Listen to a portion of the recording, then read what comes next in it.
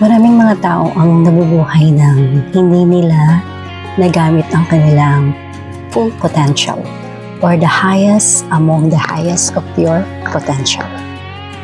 Next naman, highest potential. O buddy, magandang araw muli sa lahat. Ang pag-uusapan natin ngayon bilang 50s or over 50s, age 50s, 60s, 70s, or 80s. Yan ang pag-uusapan natin. Nagamit nyo na ba talaga ang iyong full potential? Talaga nga bang napakinabangan mo ba ang pinaka-highest skills, talents, and whatever it is na meron ka na gift galing sa taas? Nagamit mo na nga ba?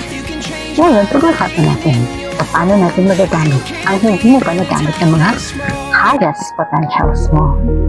Kaya, sa araw na to, ito ang pag-uusapan natin. Welcome back sa ating Pretty at 50. Ayan. Sorry naman, ngayon lang po ako ulit nagkaroon ng chance na mag-video.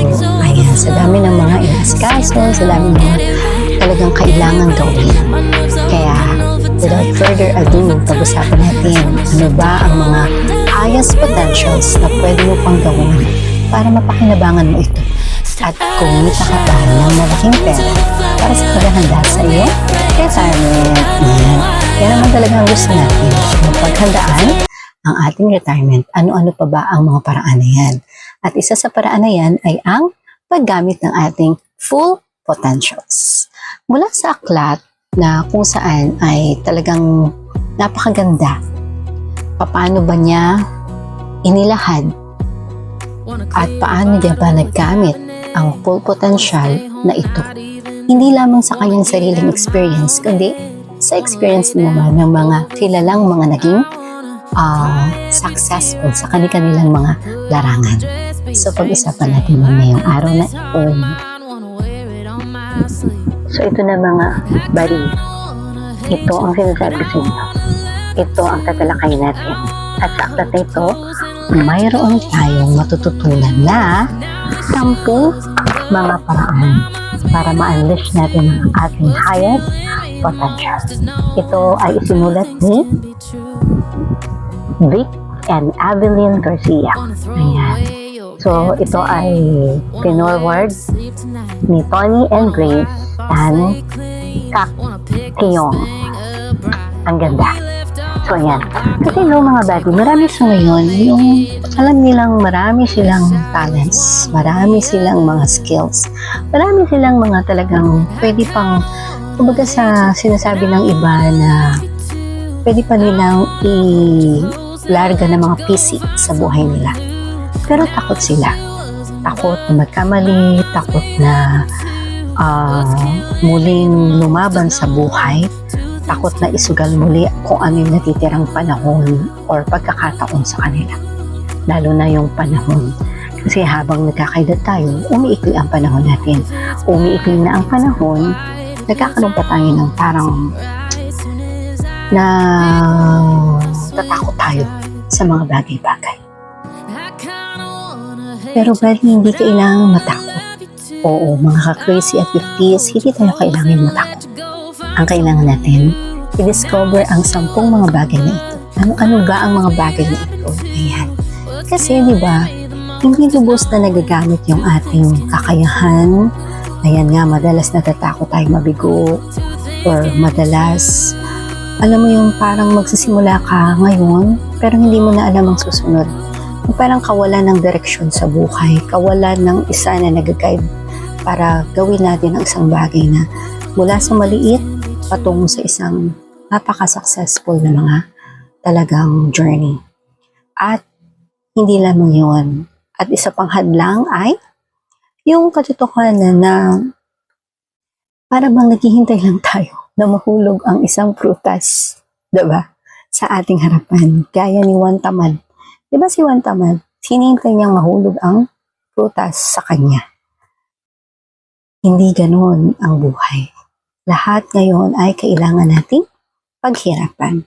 Kailangan kumilos para tayo ay magtagumpay sa larangan na kung saan natin pinipiling magtagumpay.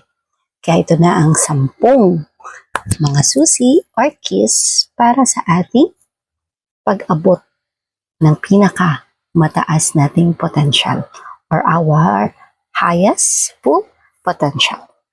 Number 1, alamin daw ang layunin natin sa buhay. Oo, ikaw, alamin mo ang layunin mo sa buhay. Ano bang purpose mo sa buhay mo? Pagising mo ba? Syempre pa, no? Nagta-thank you tayo sa ating pagising. Every gising is a blessing, yes. Or, ikaw ba yung pagkatapos mo magkape, wala ka nang gagawin? Naghihintay ka na lang kung ano pa yung pwedeng mangyari. Syempre, hindi tayo ganyan. Kailangan natin na maging determinado. Meron tayong, sabi dyan, ang taong may malinaw na layunin ay mas determinado at mas madaling, bumang sa bawat pagsubok. Ayan. At eto nga, isang halimbawa nito, no, talagang lahat tayo very, tayo dito, alam natin at kilala siya. Example natin dyan, walang iba kundi si Colonel Harland Sanders. Isa sa nagtatag, or siya ang nagtatag ng KFC, di ba? Halos 60 years old na siya, or mahigit 60 na siya. Alam ko 65, if I'm not mistaken, 65 or 67 niya, na pagtagumpayan na madiscover ang talagang pinakamasarap na recipe ng KFC fried chicken. Ayan. Pero bago siya nagtagumpay, paulit-ulit siyang nakaranas ng parang tinanggihan siya. Ayan. Pero kahit na tinanggihan siya, hindi siya sumuko. Pero ba kayo naalala sa ganyan? Hindi ba sa Bible verse, sabi niya, knock, not only once, twice, and thrice. Dapat ay kumatok tayo ng patuloy na pagkatok. Dahil, syempre pa, kapag kumakatok kasi pinto, yung nasa kabila, side or nasa loob, makukulitan yan. Kaya, bubuksan niya na rin ang pinto para sa iyo, kahit na ayaw niya pang buksan. Same thing sa buhay, no? Kahit na minsan, no, ang dami na nating napuntahan, ang dami na nating naranasan, ang dami na nating sinubukan. Pero, sa huli, parang alam mo yon, parang ayaw naman sa atin ng mga napuntahan natin. Pero, sa bandang huli, pag palagi nating sinisika pa rin na lumaban, kulitin, ayan, bigyan uli ng pagkakataon, yan. At talagang magsikap kahit na paulit tayong tina-turn down. Yan, bibigay pa rin sa atin yan. Bakit? Kasi makukulitan, ibibigay pa rin. May isa ako narinig, no, sa isang popular na religious leader. Ang sabi niya, according sa Bible, humingi ka at pagbubuksan ka. Diba? Kumatok ka at pagbubuksan ka at humingi ka at ikaw ay bibigyan. Kahit na isang beses pa lang na ayaw o tumanggi, tuloy mo lang yung paghingi, tuloy mo lang yung pagkatok mo. Kasi nga daw, sa bandang huli, bubuksan din. At baka ang pagbukas niyan ay nagbibigay ng maraming blessing at hindi mo mabilang kung paano. Yan din ang paniniwala ko. Maraming blessings pa ang pwedeng dumating sa atin.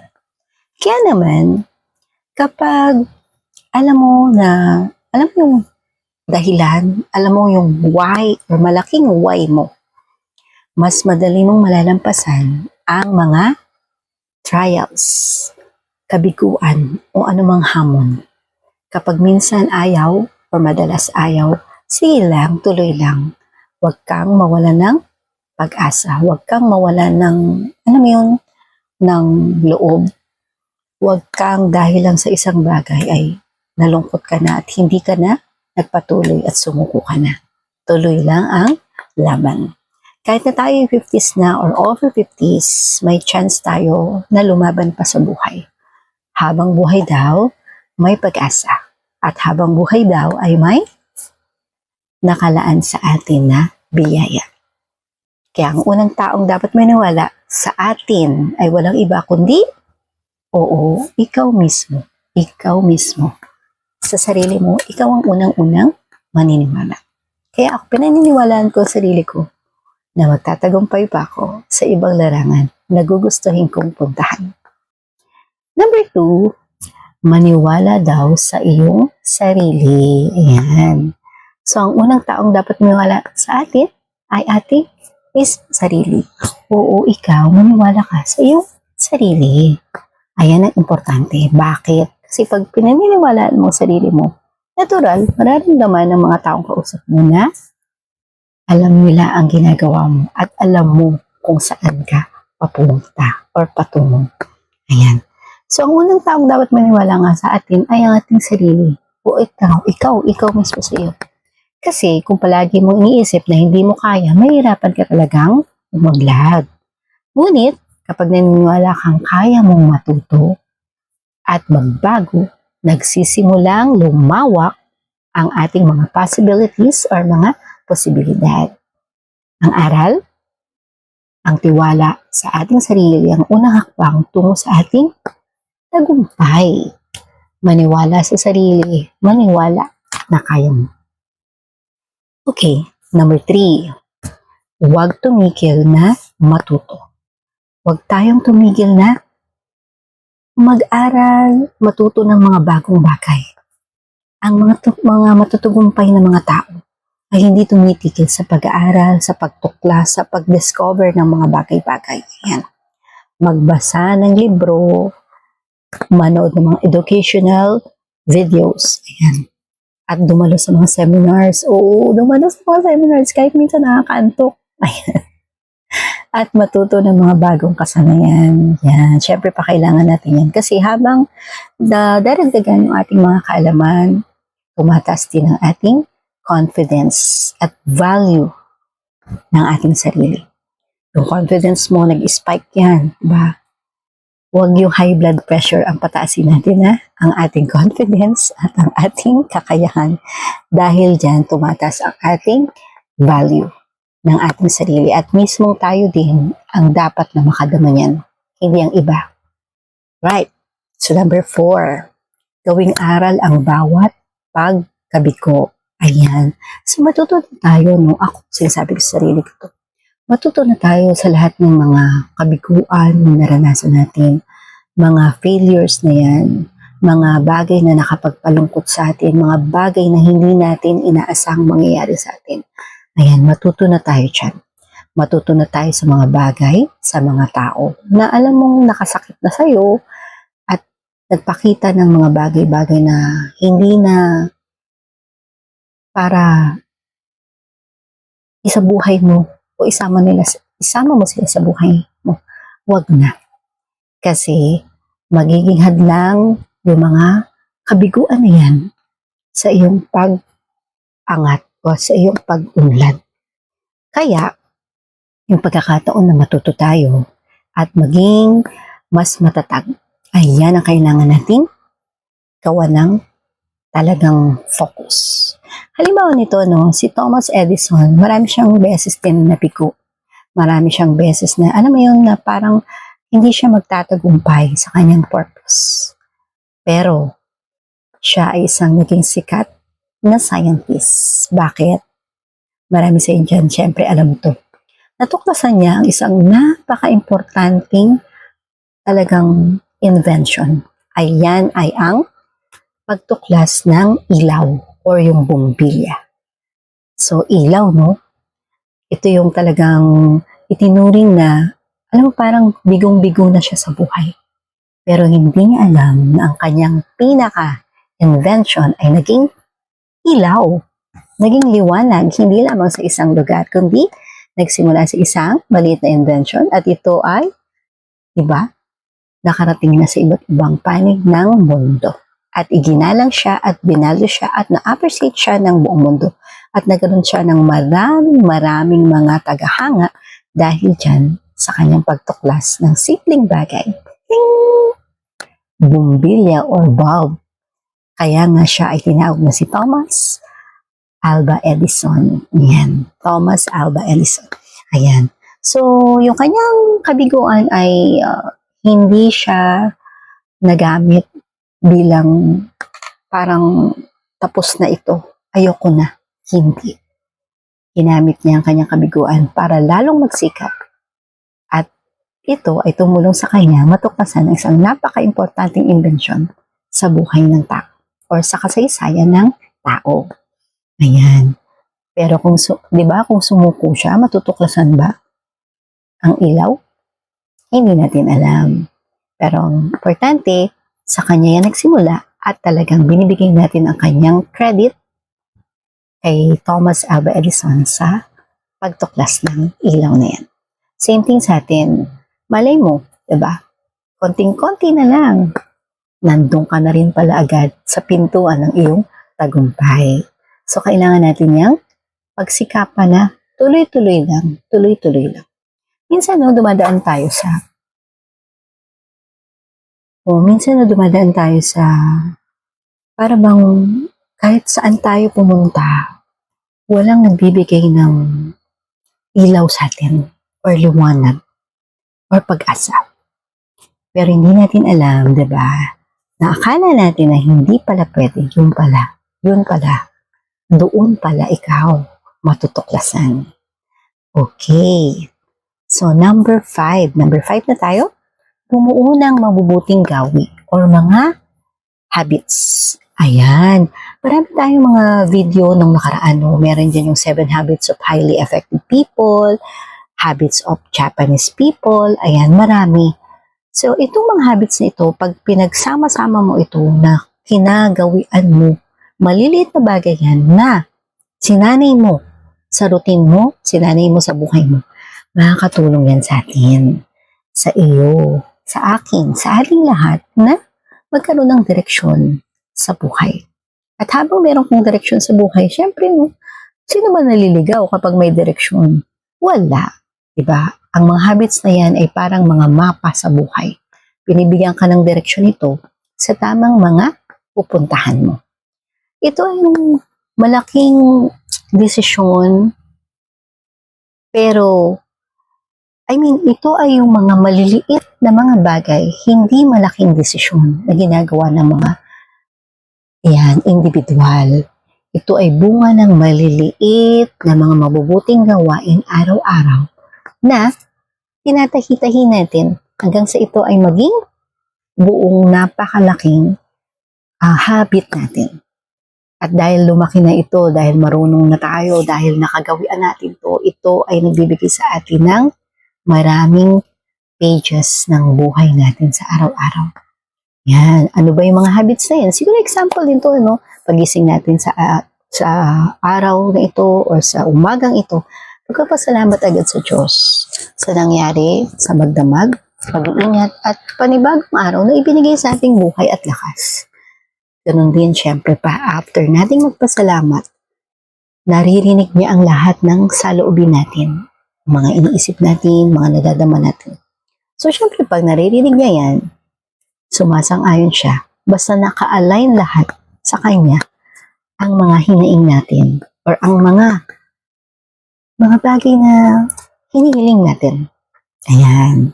At syempre, after nung ating mga thankful thoughts, nandyan na yung mag-exercise tayo. Yan, syempre, after nung prayer natin, mag-exercise, mag-ipon sa bawat araw, magpasalamat sa bawat araw. Yung maliliit na bagay na yan ay nakakatulong sa atin para magkaroon ng pagbabago sa ating buhay. Malaki ang impluwensya ng mga kasama natin. Dahil binibigyan tayo ng direksyon na ito kung paano tayo pupunta sa bagay o sa gusto nating puntahan. Ang direksyon na yan, maliliit man yan, nagbibigay yan ng espesipikong mga gawi patungo sa ating focus na destiny or success. Ayan. So, isa pang sinasabi dito sa atin, sabi dito, so number 6, ang ganda. Piliin daw ang mga tamang tao na nasa paligid mo dapat. Ayan. So, malaki kasi yung impluwensya ng mga tao, mga naririnig mo, mga kausap mo, mga tao na nagbibigay sa iyo ng direksyon. Ayan. Mga tao na nagbibigay sa iyo ng influence. Ako, baka nai-influensyahan kita. Sana magandang influence ka sa iyo. Ayan, kasi yung influensya na yan yung talagang kasama mo para magkaroon ka ng mas maayos na direksyon sa buhay na tinatahak mo. Ang 50 years old, hindi pa yan talaga may matanda o may edad. Ito ay milestone sa buhay natin. Kaya kung 52 ka na, 53, 54, bawat edad ng 50s mo ay milestone ng buhay mo. Kahit pa paano, pag bumalik ka ulit, uy, nung 50 ako, ganito yung nangyari sa akin. Nung 51 ako, ganito yung nangyari. Nung 53, ganito. Ayan, balikan mo man ang mga taon na yan, talagang matutuwa ka kasi merong magandang nangyari. Okay. At syempre pa, yung mga tao na lagi mong kasama, ayan din ang magbibigay sa iyo ng inspirasyon, suporta, magtutulak sa iyo, or magpupush sa iyo. Sige, kaya mo yan. Kaya mo yan. Gawin mo lang yan. Sige lang. At syempre pa, naniniwala sila sa pangarap na meron ka. At sa bandang huli, sila din yung papalakpak. Kung hindi man magtagumpay, nandyan sila para dumamay. Pero, lagi natin isipin yung positibong bagay. Magtagumpay. Ayan. Okay, number 7 naman. Linangin ang disiplina sa sarili. Ayan. Hindi sapat ang talento, hindi sapat ang kakayahan. Kailangan meron kang disiplina. Kapag ito ang gusto mong gawin, ito ang gagawin mo. Hindi pwedeng ito yung gagawin mo sana, pero ito yung ginawa mo. Parang mahirap yun. Kailangan kung ano yung focus mo, ayan din ang gagawin mo. Dahil yan yung pinaka-disiplina na tinatawag. Ayan. So, hindi sapat na may talent ka, pero hindi mo ginagamit. Diba? Hindi sapat na marunong kang gumawa, pero hindi mo ginagamit. Ayan. Dahil may disiplina ka, kung ano yung tinakda mo, or pinokos mo, or target mo, yan din ang gagawin mo. At kikilos ka ayon dun sa talagang ginawa mong focus, or ginawa mong goal, or ginawa mong plan. Ayan. So, dito nabubuo yung tunay na tagumpay, no? Kasi, alam na alam mo kung anong gagawin mo according sa plan, according sa goal, at nabubuhay ka sa disiplina na yun ang tamang dapat mong gawin at tahakin na landas. Okay, so number 8 na tayo. Number 8. 8 na. Maging pagpapala sa iba o maging blessing sa iba. Ang tunay na tagumpay ay hindi nangangahulugan na, alam mo yun, yung nasusukat sa dami ng pera. Hindi naman talaga. Marami ng proven na mga stories na maraming tao ang nagkamal ng maraming pera. Pero sa huli, very empty sila. Very empty. Maraming mga sikat na Hollywood actor, Hollywood actress, hindi lamang Hollywood actress or Hollywood actors, no? Meron din dito sa ating sariling bansa. Nakakalungkot na kahit na anong daming pera, talagang hindi napatibay ng pera ang kanilang buhay. So, hindi talaga sukatan ang dami ng pera sa tagumpay at hindi naman talaga ito ang tagumpay. Pero syempre pa, dahil kailangan nating mabuhay, ay kailangan pa rin natin ng pera. Pero ano ba ang lagi ko sinasabi sa channel natin? Kailangan maging balanse. Kasi pag balanse ang isang tao, dito niya nakikita na ito ba dapat, ito ba dapat, ano ba dapat ang kailangan. So nauwi mo ang lahat ng bagay sa iyong mga kamay, sa iyong buhay. Paano ba ang gagawin mo para hindi ka magkamali? At sa huli, diba, si Haring Solomon mismo, naalala niyo ba? Naalala ba natin siya? Hari siya. Marami siyang naging asawa, marami siyang naging kapartner, marami siyang pera. Hari nga siya, diba? Lahat ng mga bagay-bagay, kaya niya na makamit or nakamit niya mismo. Pero sa huli, anong sabi niya? Ito lahat ay paghahabol sa hangin. Nahabol ba talaga ang hangin? So nangangahulugan na walang saysay lahat ng mga nakamit niya. Bakit daw? Kasi sa huli, naiwala niya yung pagsang-ayon ng Diyos sa kanya. Naiwala niya yung pagmamahal, or hindi naman pagmamahal, no? Naiwala niya yung kanyang maayos o matibay na relasyon sa kanyang Diyos. So, ganun din sa atin. Pinapakita siguro na habang tayo ay umuunlad, habang tayo ay nagsisikap na maging matagumpay, huwag nating kalimutan ang kanyang biyaya. na sa Kanya galing yan, yung ating relasyon sa Kanya. Dahil hiniling natin yan, patuloy tayo magpasalamat at mabuhay sa pamamagitan ng Kanyang maayos at matibay natin na relasyon sa Kanya. Ayan. So, minsan, no, nangangahulugan din ang tagumpay na mas mahalaga ang dami ng buhay na iyong natulungan. Ayan. At ang pagtulong sa iba ay nagbibigay ng mas malalim na kasiyahan at kahulugan sa buhay. Totoo naman. Oo naman, kasi ang Diyos gusto niya talagang tumutulong tayo. At sabi nga, di ba niya, at tulungan mo ang isang tao at sa pagtulong mo, parang ako ay pinapautang mo. Ayan. So, sa pagkamit natin ng tagumpay na ito, kailangan nating i-share din sa mga tao kung ano man yung meron tayo or natutunan nating makamtan or nagawa nating makamit. Ayan. So, number 9, lumabas sa iyong comfort zone. Ayan, lumabas ka sa iyong comfort zone. Umalis ka dyan sa iyong comfort zone. Ayan. So, ang paglago ay nagsisimula kapag ginagawa natin ng mga bagay na kinakatakutan natin. Ayan. Oo, maaaring nakakatakot ang pagsisimula muli. Minsan yung sa negosyo or paggawa ng something na bago sa'yo. Pero, kailangan mong subukan kasi hindi mo alam kung hindi mo sinubukan. At ang mga pag-aaral ng bagong kasanayan ay magbibigay sa atin ng panibagong experiences na nakakatuwa sa pakiramdam. At dahil dyan, lumalakas din ang iyong confidence, ang iyong value. Yan. Ngunit sa bawat pagsubok naman, mas lumalakas ang iyong, alam mo yung kapag meron ka na pagtagumpayan isang bagay. Yes, nasasabi mo yes. Ayan, kasi yan yung nagbibigay sa atin ng napakagandang mga kasanayan. At ito ay nagbibigay sa atin ng isang magandang pakiramdam na, uy, kaya ko pa pala. Okay. Sige lang, ganyan. At number 10, ang galing, huwag kailanman sumuko. Lahat ng matagumpay na tao ay dumaan sa kabiguan. Oo, lahat. Ang kaibahan lang ay hindi sila, ayoko na, hindi sila tumigil. Kahit nahirapan sila, talagang sinubukan pa rin nila. Hindi sila nag-quit. Yan. So, maling isang hakbang na lamang ang layo mo sa tagumpay. Oo, baka ikaw isang step na lang, diba? Kaya huwag kang sumuko. May inspirasyon na kailangan nating ilagay sa damdamin natin at sa isip natin. Diba?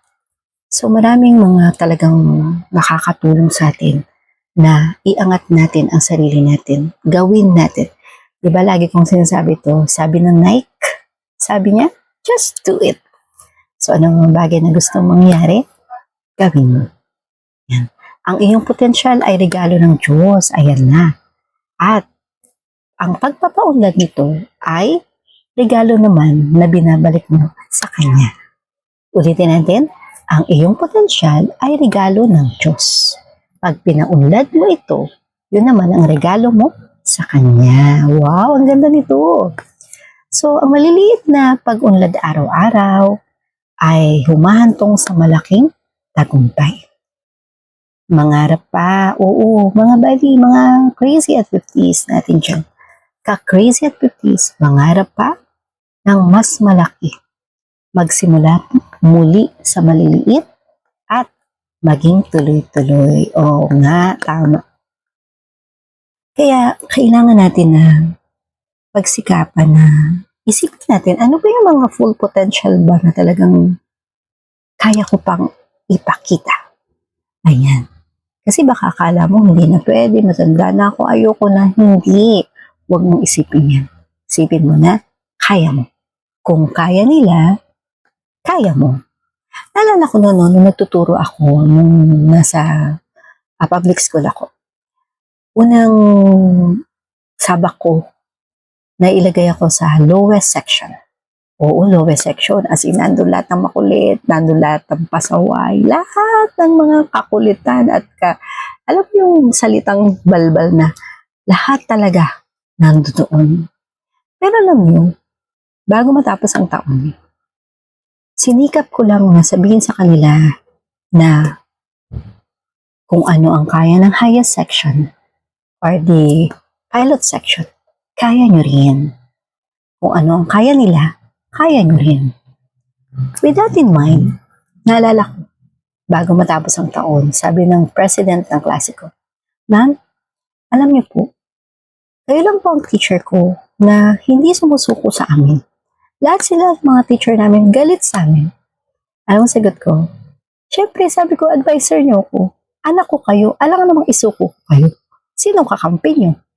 Siyempre pa, bilang anak at bilang ina, hindi sumusuko ang ina sa kanilang mga anak.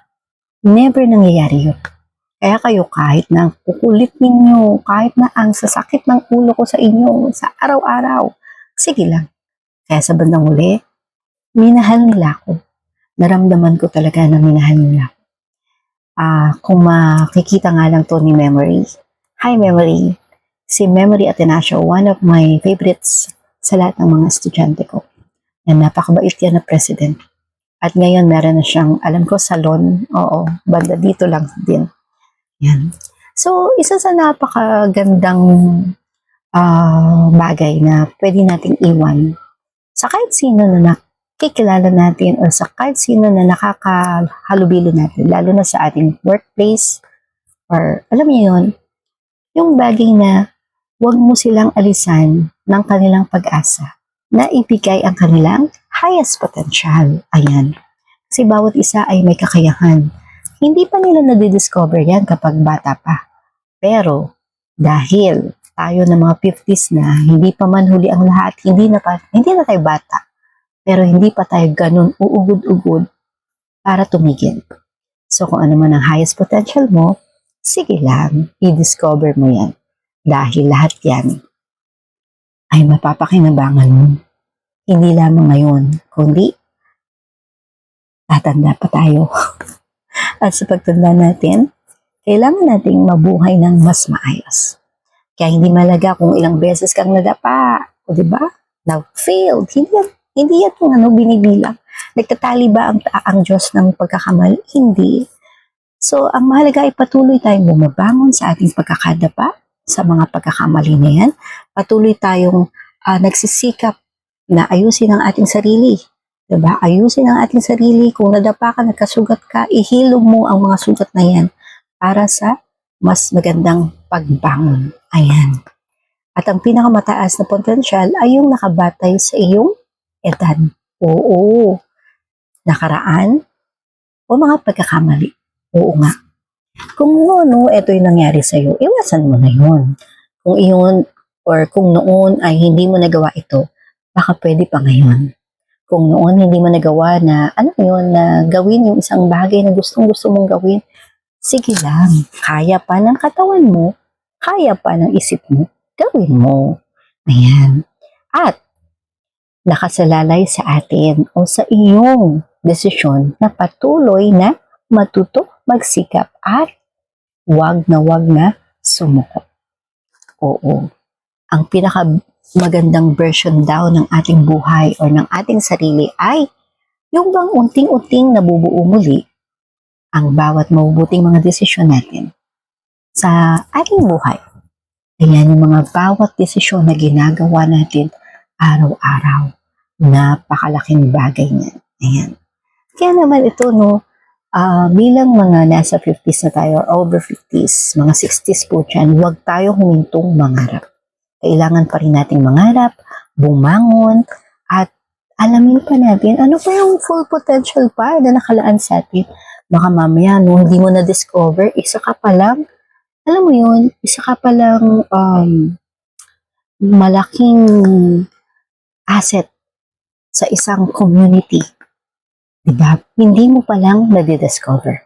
Or, halimbawa, nag-retire ka na.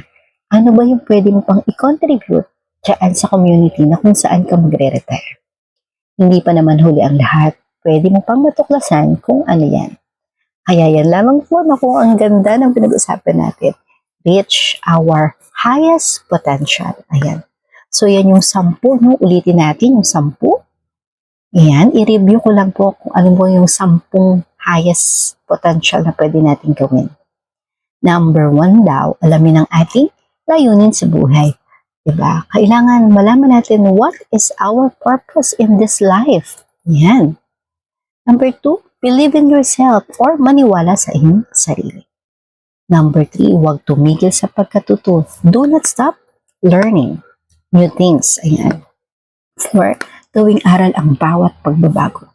Diba? Maging lessons ang ating mga bawat pagbabago. 5, bumuo ng mabubuting mga gawi. Or, always make good habits every day. Or make habits na nakakatulong bawat araw. Number 6, piliin ng mga tao sa iyong paligid. Choose those people that will influence you in your life. Napakahalaga niyan. 7, linangin ang disiplina sa sarili. Ayan. So, we have to discipline ourselves kapag gumagawa tayo ng mga bagay-bagay. Araw-araw mula sa paggising hanggang sa pagtulog. Number 8, maging pagpapala sa iba. Oo. Be a blessing to as many as mas maraming tao, mas maganda. Be a blessing. And then number 9, lumabas sa iyong comfort zone. Yes. Kailangan gumalaw ka. Lumabas. Ayan. Huwag tayo maging komportable lamang sa buhay natin. And then finally, huwag kailanman sumuko sa buhay. Huwag na huwag sumuko sa buhay. Ayan. Maging ano tayo, no? Maging gaya tayo ng KFC na talagang nagbigay ng inspirasyon sa ating lahat. Pero mo, 67 na siya nung nalaman niya yung maganda at masarap na recipe na yan. Hindi ba? Nakakatuwa yun kasi sobrang para sa isang 67, akala niya retired na siya. Hindi pala. Yun pala ang simula ng kanyang purpose. Diba? Lahat mula sa maliit na recipe, nakaabot sa maraming mga tao na masarap pala ang KFC fried chicken niya. Ayan. Kaya thank you naman kay Colonel Harland Sanders na KFC founder. Ayan. At syempre, thank you naman po kay Thomas Alva Edison. Kung sumuko siya, wala tayong buong bilya. Kaya thank you naman dyan. Maraming salamat din naman sa inyong lahat sa pagtulong sa amin dito sa channel na alam niyo po yun, nasa 79 na po kayo na subscribers namin. Maraming po salamat dyan. At syempre po sa tuwing na hindi ko po kayo makakalimutan din na paalalahanan na sa lahat ng subscribers namin dyan, whether it's retirement or any relationship na pwede natin paunlarin. Ayan. At ganun din yung pag-value ating sarili, pag-appreciate ng ating mga talent. Ayan. Lahat yan ay ilan lamang sa pwede natin pag-usapan dito sa ating channel. Kaya thank you so much po. At huwag nitong kalimutan inumin ng inyong vitamins, supplements, maintenance. Ayan. At syempre, magkaroon po tayo ng maayos na pagtulog, masarap na gising. Yan. At syempre pa, dahil masaya ang gising natin, masaya ang lahat ng mga gagawin natin para ma-reach natin ang ating highest potential. Ayan. Salamat po sa nagbahagi na to ng libro na ito. Thank you po dito sa libro nito dahil, ayan, pwede niyo po yan na makuha sa Amazon or pwede rin po sa Lazada or pwede rin po sa Shopee kung meron po. And thank you so much po. At syempre po, habang tayo ay nagsisikap na makamit ang ating highest potential, huwag natin kalimutan na stay maganda inside out. God bless po. Bye-bye!